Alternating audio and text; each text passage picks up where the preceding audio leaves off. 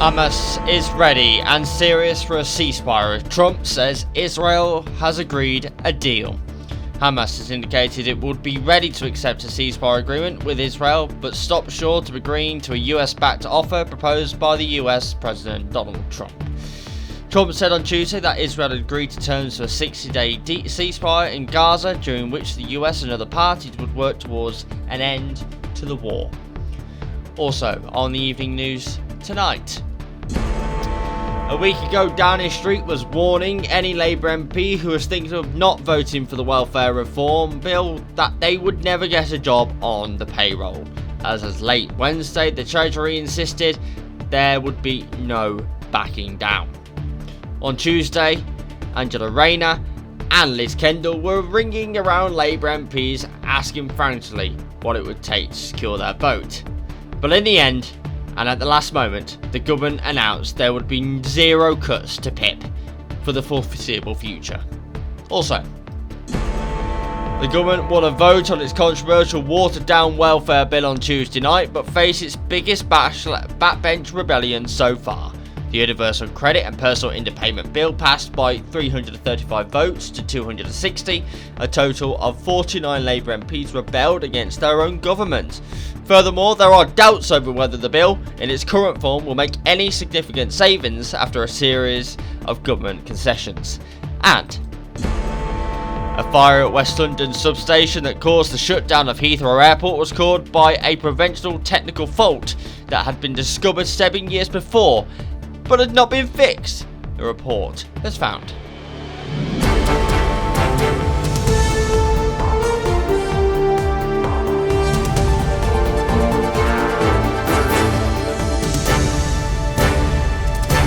This is STV Evening News with Henry Stewart.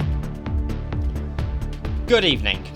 Hamas has indicated it will be ready to accept a ceasefire agreement with Israel, but stopped short of agreeing to a US-backed offer proposed by US President Donald Trump. Trump said on Tuesday that Israel had agreed to terms for a 60-day ceasefire in Gaza, during which the US and other parties would work towards an end to the war. On Wednesday, Hamas official Taher al-Nunu said the militant group was ready and serious regarding reaching an agreement. However, he reasserted that any deal with Israel must bring an end to the war in Gaza. He said Hamas was ready to accept any initiative that clearly leads to complete the end to the war. Trump had earlier pushed Hamas to accept the deal in a social media post. He said, "I hope for the good of the Middle East that Hamas takes this deal, because it will not get better, it will only get worse." The news comes as Trump prepares to host Israeli Prime Minister Benjamin Netanyahu for talks at the White House on Monday. The US President has shown increased interest in a ceasefire and hostage agreement in the region after the US brokered a peace agreement between Israel and Iran. Asked earlier if it's time to put pressure on Netanyahu to get a ceasefire deal done, Trump said the Israel Prime Minister was ready to come to an agreement. He wants to, Trump said, adding, "I think we'll have a deal next week." A Hamas delegation is expected to meet with Egyptian and Qatari mediators in Cairo on Wednesday to discuss the proposal, according to an Egyptian official who spoke on the condition of anonymity because he wasn't authorised to discuss the talks with the media. Talks between Israel and Hamas have repeatedly faltered over whether the war should end as part of any ceasefire agreement. About 50 hostages remain captive in Gaza, with less than half believed to be alive.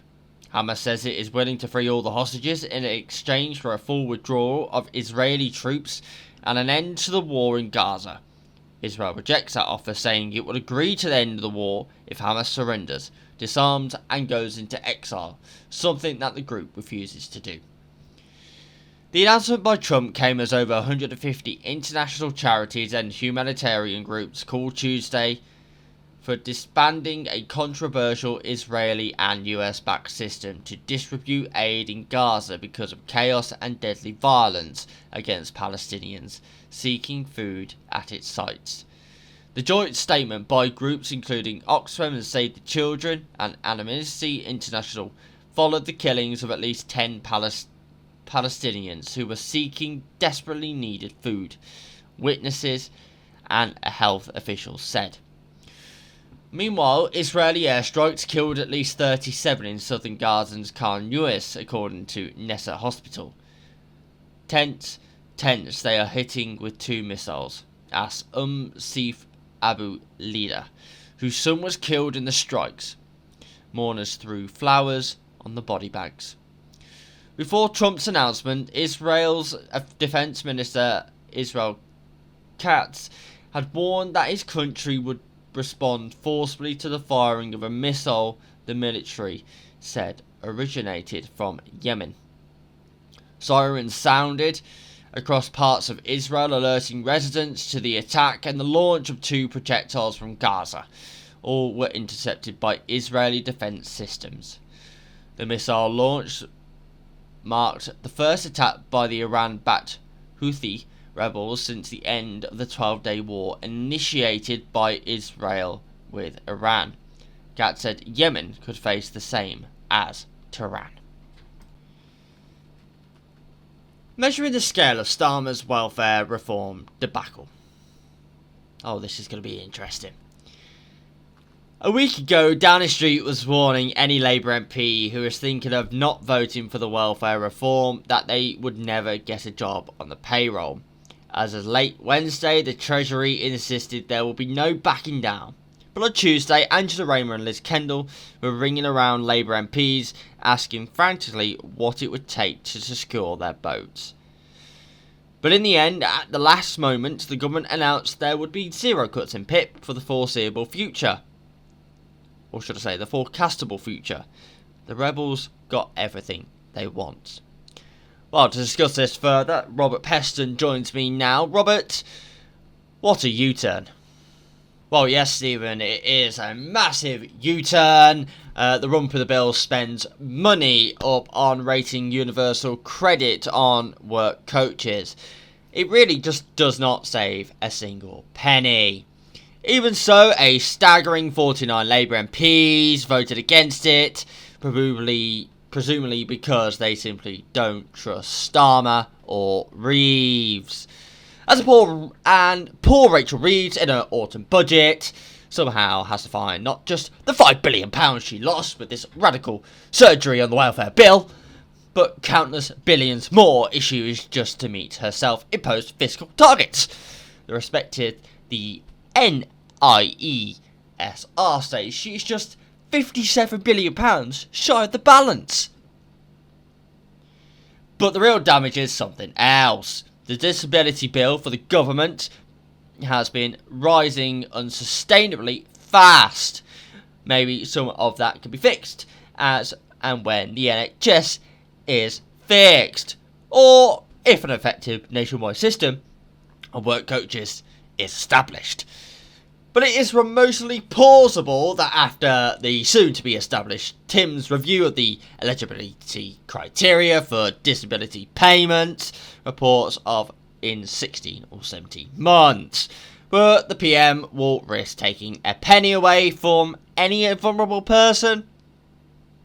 I can't find anyone close to him who thinks that kind of money saving welfare reform is still alive and in practice.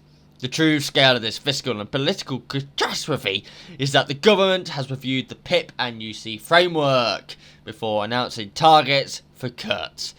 There might have been scope to make serious savings. But in the announcing that quantified savings were the Prime Minister motivator, the Treasury and Downing Street gave the Labour MPs an important cause, one that trumps partially loyalty. But they have now closed down any prospect for Starmer of curbing the growth of the welfare budget for the foreseeable future. Okay, Robert Peston, a pleasure as always. What a dramatic U-turn. Thank you. Well, carrying on with that, the government won its vote on the controversial watered-down welfare bill on Tuesday night, but faced its biggest backbench rebellion so far. The Universal Credit and Personal Independent Bill passed by 335 votes to 260. A total of 49 Labour MPs rebelled against their own government.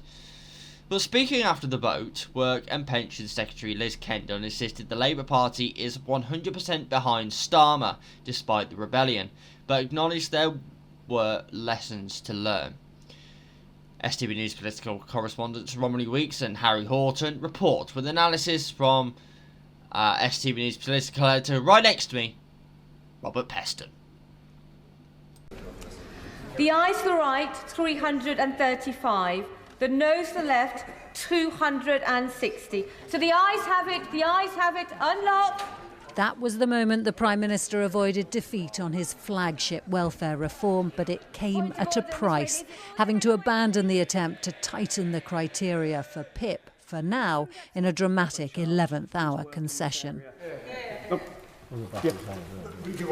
We will move straight to the wider review and only make changes to PIP eligibility activities and descriptors following that review. The climb down on top of last week's climb downs mean all of the government's supposed £5 billion savings will be wiped out. But a day which started with some backbenchers protesting against their own government's plans had only risen in emotion through the afternoon. It is with a heavy, broken heart that I will be voting against this bill today. As a matter of conscience, I need my constituents to know I cannot support the proposed changes to PIP. These Dickensian cuts belong to a different era and a different party. They are far from what this Labour Party is for. This is crazy, man. This is outrageous, man.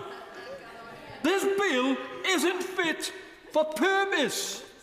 A volley of criticism so sustained the Tory leader's line of attack was almost light relief. And I feel sorry for the Right Honourable Lady. She looks as if she's being tortured. This is a rushed attempt to plug. We all know why this is happening. This is a rushed attempt to plug the Chancellor's fiscal hole. Despite the concession on PIP, which hollows out the government's plans, 49 Labour MPs still rebelled. The mood after the vote stunned. What people have watched today is game playing to save the government's face. This isn't about disabled people. This was about the government having a win. I am utterly ashamed of my party today. What damage do you think this has done to the party? It's not. It hasn't been ideal at all. But I think it's absolutely clear that they are in the listening mode, and I think from that point of view, we are a Labour team. A team that looks riven in two this evening. The Work and Pensions Secretary desperately trying to scrape something positive from a day of utter chaos. We need to begin to get the benefits bill on a more sustainable footing so it lasts for generations to come. That's what the Labour Party stands for. It's been a bumpy time tonight, but we've passed second reading and we're going to go forward together. But postponing PIP reforms leaves a gaping hole in the Chancellor's budget and inescapable questions about why the Prime Minister failed to see any of this coming. Romilly Weeks, News at 10. Well, the harshest parts of the welfare reforms may have been shelved, but many of those who receive the Personal Independence Payment, or PIP, are still concerned about what lies ahead. Originally, as part of proposals made in March, the government planned to tighten the eligibility rules for all those claiming PIP. But faced with a rebellion last week, they announced that current claimants would continue to receive the payment, and there would be a review into how the changes would affect those yet to begin claiming. Well, today, the government announced those changes would now not take place until after November 2026, once that review is completed. But given the political furore today, and indeed over the past week, it is hard, honestly, to see the circumstances in which the government might try and revive them. Outside Westminster tonight, disability campaigners were trying to follow the debate inside. And despite late concessions, their faith in government has been deeply damaged. It's been so confusing, it's been so overwhelming. It's got whiplash, honestly, like it's just been like change after change after change. This process has been handled appallingly. They were trying to slip it through with lots of the impacts under the radar. Rob receives personal independence payments because of mental health and mobility issues. Although his support is protected for now, he says assessments are already skewed against those like him. It was humiliating, degrading. You end up feeling like you don't deserve a life like other people. That you are destined to be poor for the rest of your life. And the system is set up to make you feel like you are a fraud, that you are trying to rip people off. Ray doesn't yet receive PIP, but as her multiple sclerosis worsens, she's preparing for an assessment. You see, it's things like this, so can prepare and cook a simple meal unaided. She's worried new rules could still make it harder to get the help she needs. It's going to create a two-tiered system where somebody with the same condition at the same sort of progression, say, will be eligible or might be able to claim more or less. The government says it will coordinate welfare reforms with disability charities, but many are sceptical. Have you got any faith that this government can go about reforming the welfare system? They don't start with the fact that this society has an increasing number of disabled people. Why is that, I wonder? Is it because of poverty? Is it because of demographics? Well, why has the government started this debate around benefits, which is a symptom, it's not the underlying issue? Welfare reforms are being rethought tonight, and campaigners will now wonder whether the government is ready to listen. Harry Horton, News at 10. So the next obvious question is, where does this leave us? And Joel and Robert are here. Joel, let's begin with you. It leaves Rachel Reeves with a big black hole, does it not? It does. This is politically embarrassing, but there are financial problems now of the government's own making. Remember, this original plan was rushed out around the time of the spring statement, precisely because the Chancellor was in danger of breaking the fiscal rules that she'd only just set herself at the first time of asking. The original plan to save £4.5 billion there by tightening the PIP eligibility, a further £2.7 billion by cutting future spending on incapacity benefit, the health element of universal credit, but to increase, as you can see at the bottom there, the generosity of universal credit for those out of work who do not have health problems. Total savings, £5.5 billion by 29/30. The PIP changes were tweaked, now they've been shelved. The changes to incapacity benefit have been watered down. The uplift to the standard allowance still goes ahead as planned, so the total savings now zero. Well, in fact, actually, it costs the government something slightly. Let's be clear, Tom, there has been a huge increase in the number of people claiming disability and incapacity benefit in the last 5 years. Any government would be concerned about the surge in claims. The way they've gone about tackling this, though, is a complete fiasco. Back in March, the Office of Budget Responsibility gave the Chancellor £10 billion of wiggle room against her fiscal rules. Tonight, £5.5 billion of that has gone. We've seen another U-turn that needs funding, which is the winter fuel payment. That's going to eat up another billion. The economic outlook is bleak. Borrowing is overshooting. Borrowing costs remain high. The news does not look good for the Chancellor. And in the autumn, there's every chance she'll have to raise taxes as things stand. So more political humiliation lies ahead, potentially. It's not a very rosy picture, is it, Robert? We often talk about, don't we, that government isn't easy, and we know it's not easy, but like this government's only been in a year. It's made a number of really colossal U-turns on signature policies, which everyone else seemed to see coming long before they did. I mean, this is a really bad mess of their own making, is it not? Yeah, this is self-harm on a colossal scale. Much of it stems from something that Joel's just been talking about, which is this sort of astonishing determination to follow the fiscal rules, not to breach them, to have this institution called the Office of Budget Responsibility as the arbiter of whether the public finances are moving in the right direction, but an arbiter not just as a sort of guide, but as almost a body with religious authority. And so a reform that the Work and Pensions Department had been planning to do, but had been planning to do over a period of many months, was massively accelerated because Rachel Reeves, beginning of the year, said, I want money. Initially, she actually said £10 billion. Actually, the Prime Minister intervened and stopped one particularly painful element of all of that, which was to freeze the personal independence allowance.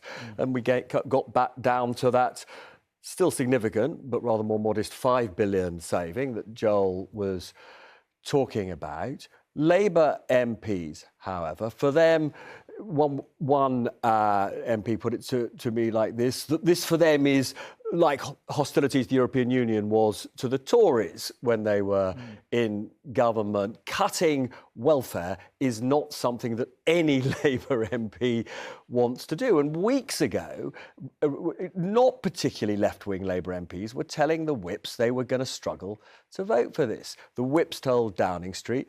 Downing Street simply refused to take this seriously. They sent, their, Keir Starmer's own advisors went to see these MPs, broadly shouted at them, told them, essentially to do what they were being, what Downing Street felt they were being paid to do, which was to follow orders.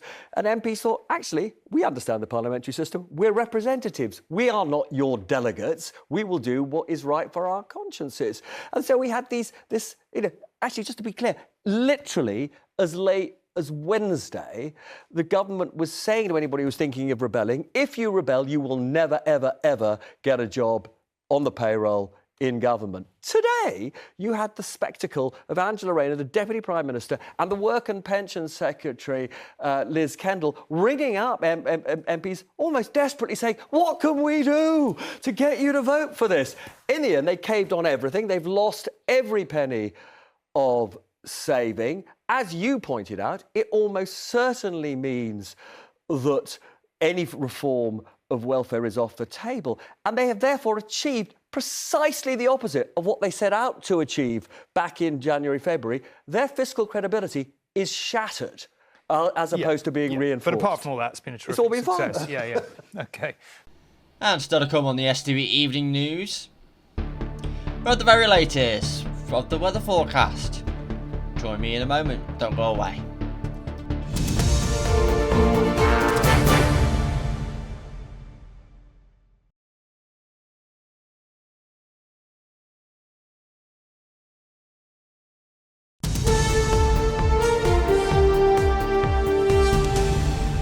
Hello and welcome back. A fire at West London substation that caused the shutdown of Heathrow Airport was caused by a preventable technical fault that had been discovered 7 years before but had not been fixed, the report has found. Energy watchdog Ofgem has launched an investigation after a report by National Energy System operator NESO said an elevated moisture reading had been found in oil samples at the North Hyde substation in July 2018.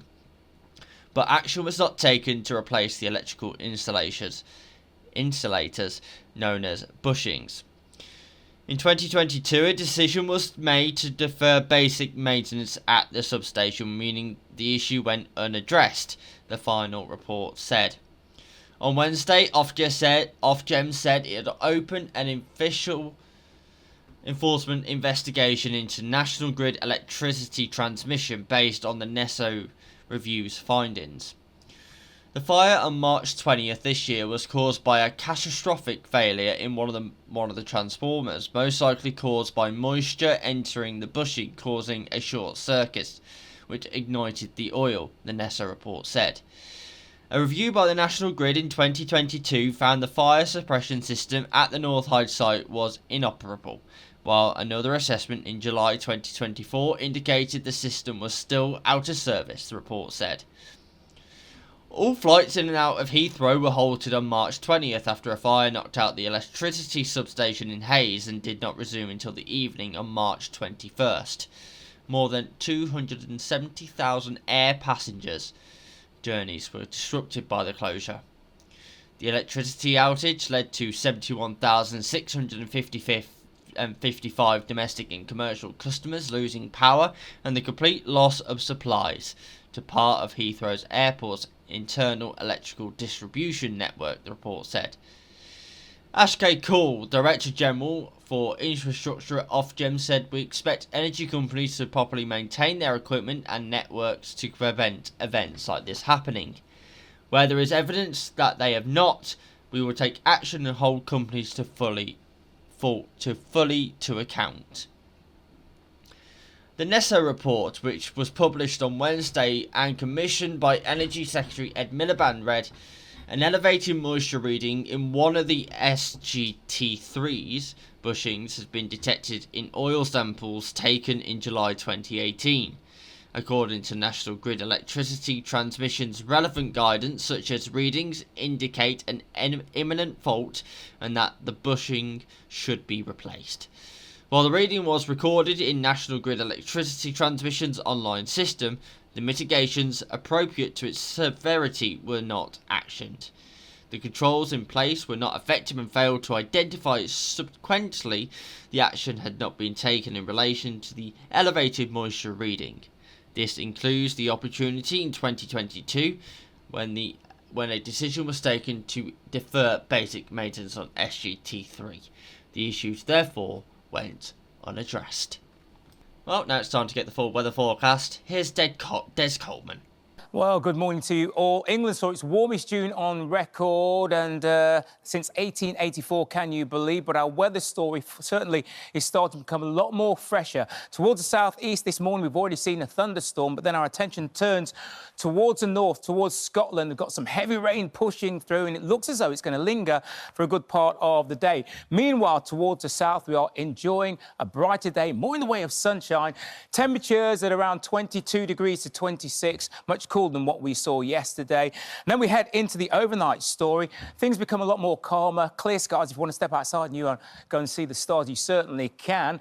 Temperatures feeling much fresher, much better night when it comes to sleeping. And ultimately, when we wake up tomorrow morning, all of us enjoy a really bright start. But ultimately, towards the north, we've got these raft of showers moving through, not just towards Scotland, but to Northern Ireland as well, while towards the southern part of the UK, again, dry and bright, a little bit of cloud sweeping through. And you'll see these temperatures around 23 and 26 degrees. Let's take a look at our 7-day forecast and find out exactly what's happening over the next 7 days.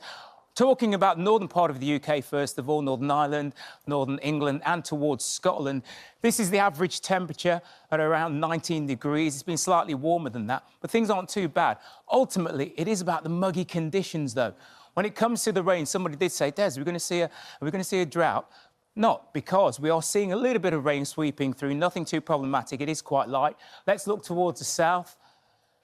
And the astonishing thing about this is yesterday we pretty much saw around 35 degrees. We lose pretty much 10 degrees off that, dipping down to 26. We're still 6 degrees above the average.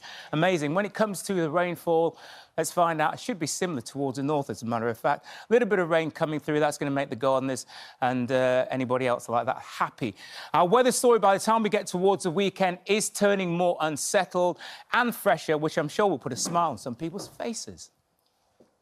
For the weather where you are in detail, go to itv.com/weather. Looking good. By the looking promising with the rain coming. Stephen is here at the later time at 10:20 with news at 10, but from all of us here on the Evening News team, bye-bye.